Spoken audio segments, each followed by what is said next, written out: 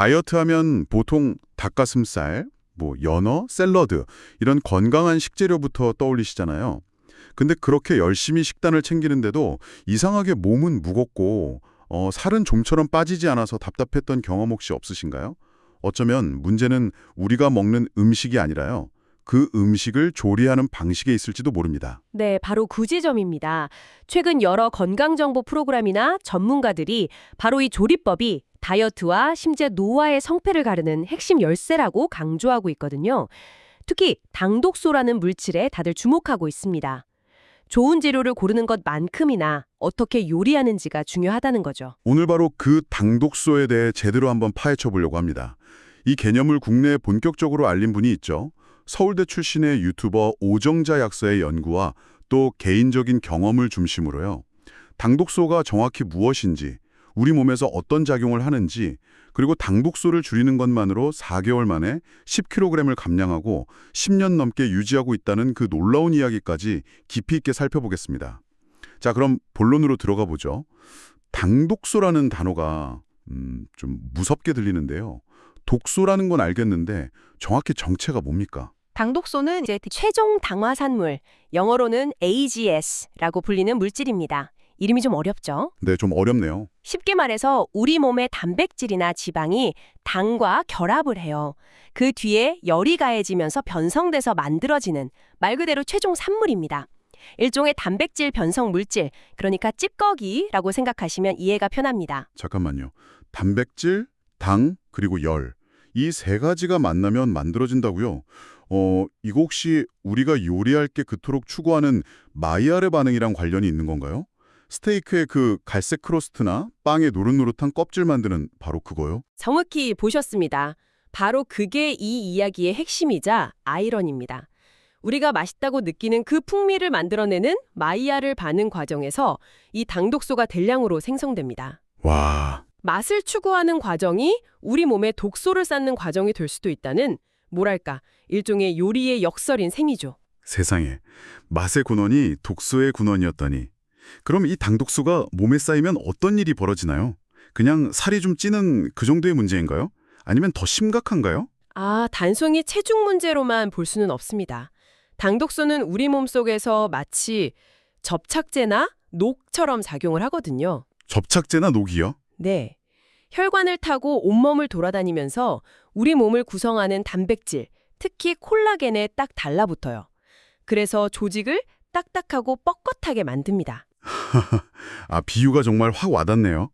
그러니까 피부에 콜라겐에 붙으면 주름이 생기고 혈관에 붙으면 동맥경화가 생기는 그런 원리인가요? 바로 그겁니다. 피부 탄력은 떨어지고 혈관은 유연성을 잃게 되죠. 이게 눈의 미세혈관에 영향을 주면 눈앞에 벌레가 떠다니는 듯한 비문증이 생길 수도 있고요. 또 뇌혈관에 쌓이면 치매 위험을 높인다는 연구 결과도 있습니다. 염증을 유발하고 노화를 가속하는 주범 중 하나로 지목되는 이유가 바로 여기에 있는 거죠. 여기서부터가 정말 흥미로운데요. 앞서 언급했던 오정재 약사가 바로 이 당독소의 위험성을 자신의 몸으로 직접 증명했다고 들었습니다. 네, 오정자 약사의 이야기는 이 당독소의 영향력을 아주 극적으로 보여주는 사례죠. 본인의 말에 따르면 10년 전에 지금보다 체중이 10kg이나 더 나갔을 뿐만 아니라 30대라는 젊은 나이에도 불구하고 콜레스테롤하고 중성지방 수치가 기준치를 훌쩍 넘는 상태였다고 합니다. 보통 그런 경우엔 닭가슴살이나 채소 위주의 저칼로리 식단을 하잖아요. 물론 그분도 그렇게 했습니다. 하지만 아무리 칼로리를 줄여도 몸에 전혀 변화가 없었다고 해요. 그러다 우연히 당독소에 대해 공부하게 되면서 혹시 내 문제가 칼로리가 아니라 조리법이 있는 건 아닐까? 이런 의심을 품게 된 거죠. 그래서 직접 실천에 옮긴 거군요. 그렇습니다. 음식을 굽고 튀기는 대신에 찌고 삶는 방식으로 조리법을 완전히 바꾼 겁니다. 그 결과는 정말 놀라웠습니다. 불과 4개월 만에 10kg을 감량했고요. 높았던 콜레스테롤과 중성지방 수치도 모두 정상으로 돌아왔습니다. 근데 더 대단한 건 10년이 넘는 지금까지 요로 현상 없이 그 건강한 상태를 유지하고 있다는 점입니다. 와, 말로만 들어서는 그 효과가 어느 정도인지 실감이 잘 안 될 수도 있는데 그래서 직접 5일간의 실험을 진행했다고 하죠. 일부러 당독소가 많은 음식을 먹어보는? 맞습니다. 일종의 자가 임상시험을 한 셈인데요. 실험 전에 그분은 평소처럼 데친 두부나 생연어 샐러드 같이 불을 거의 쓰지 않는 식단을 유지했습니다. 이때 기계로 측정한 체내 당독소 수치는 1.4, 안전 수준이었고 체중 그런데 딱 5일 동안 우리가 흔히 맛있다고 생각하는 음식들 있잖아요. 굽고 튀기고 볶은 음식들, 버터에 노릇하게 구운 연어 스테이크나 고기 먹고 난 뒤에 그 눌어붙은 볶음밥에 구운 김치랑 치즈. 상상만 해도 군침이 도네요. 결과는 정말 충격적이었습니다.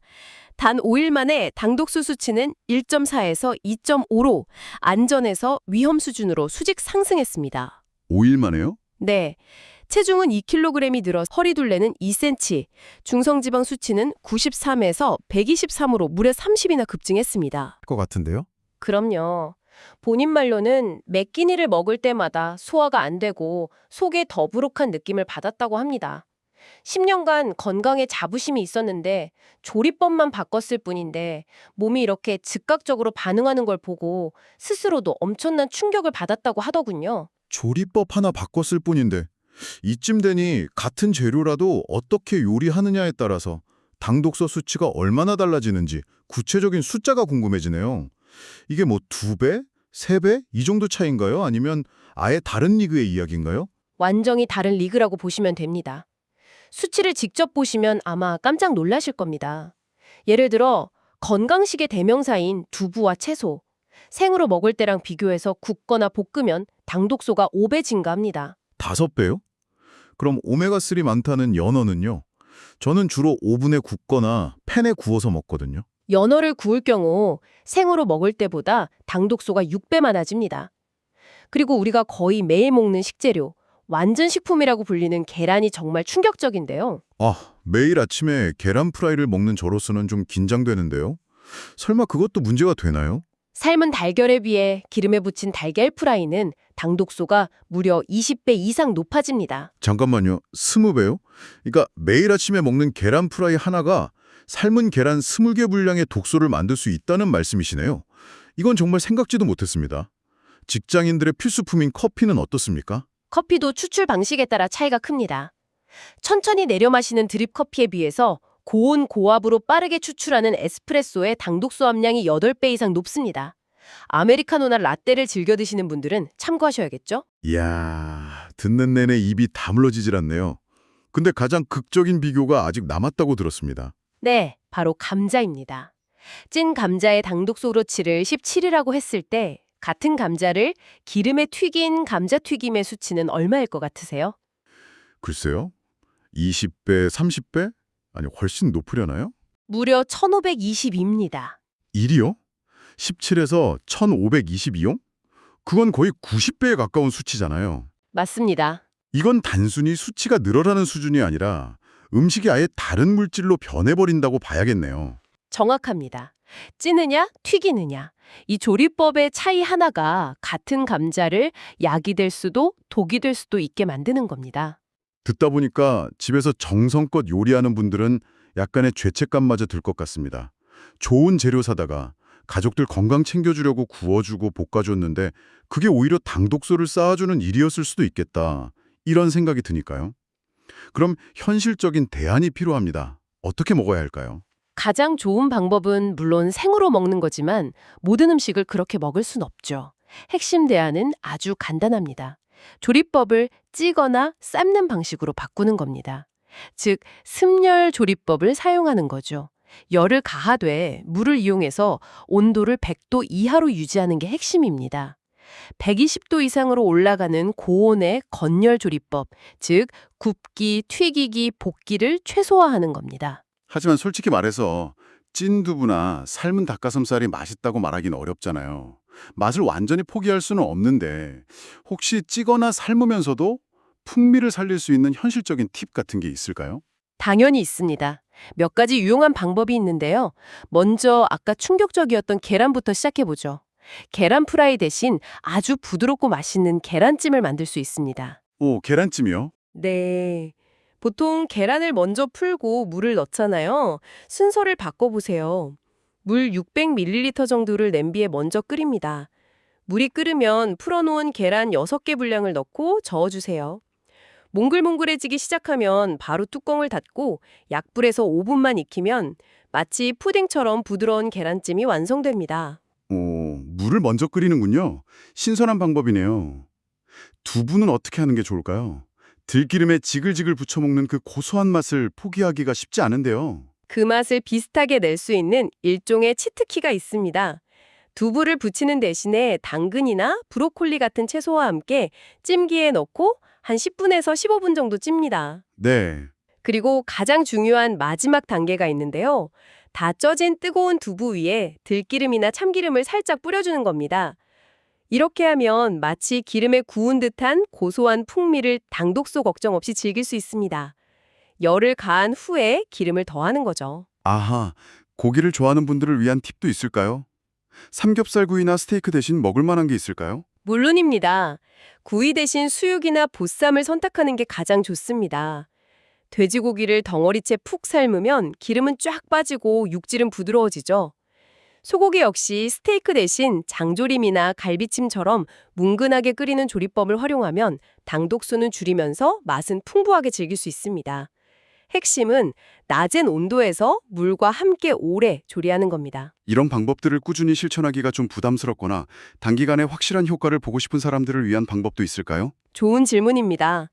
사실 이런 식단을 개인이 매일 챙기기는 쉽지 않죠. 그래서 최근에는 일부 병원에서 이 당독소 관리 원리를 적용한 전문적인 프로그램을 운영하기도 합니다. 대표적으로 닥터 에이지 5오일 프로그램 같은 것들이 있는데요. 아, 그런 프로그램도 있군요. 네, 전문가의 관리 하에 당독소를 최소화한 식단을 5일간 집중적으로 제공해서 단기간에 체내 당독소 수치를 낮추고 몸의 변화를 직접 체험하게 돕는 방식입니다. 이런 프로그램을 통해서 자신의 몸이 어떻게 반응하는지 한번 경험해보는 것도 좋은 동기부여가 될 수 있습니다. 오늘 이야기를 정리해보니 정말 건강한 식단이라는 퍼즐의 마지막 조각을 찾은 기분이 듭니다. 좋은 재료를 고르는 것에서 끝나는 게 아니라 그 재료를 어떻게 요리하는지에 따라 결과가 완전히 달라질 수 있다는 거네요. 감자튀김 대신 찐 감자로, 연어구이 대신 연어회로, 달걀 프라이 대신 계란찜으로 바꾸는 작은 습관 하나가 우리 몸에 정말 큰 변화를 가져올 수 있겠습니다. 맞습니다. 단순히 칼로리를 계산하는 것을 넘어서 이제 음식과 열이 만나서 어떤 화학적 변화를 일으키는지 그 본질을 이해하는 것이 중요합니다. 당독소의 개념을 아는 것만으로도 당신은 건강에 대한 훨씬 더 넓은 시야와 강력한 통제력을 갖게 될 겁니다. 식탁 앞에서 더 현명한 선택을 할 수 있게 되는 거죠. 마지막으로 이런 질문을 던져보고 싶네요. 우리가 그토록 사랑하는 맛의 상징, 그 노릇노릇한 갈색 빛깔이 사실은 우리 몸의 노화를 재촉하는 노화의 상징일 수도 있다는 사실 말입니다. 어쩌면 우리는 그동안 맛이라는 즉각적인 즐거움을 위해서 자신도 모르게 독을 함께 섭취하면서 건강이라는 미래의 가치를 조금씩 갉아먹고 있었던 건 아닐까요? 이 질문을 남겨드리며 오늘 저녁 당신의 식탁을 한번 돌아보는 계기가 되었으면 합니다.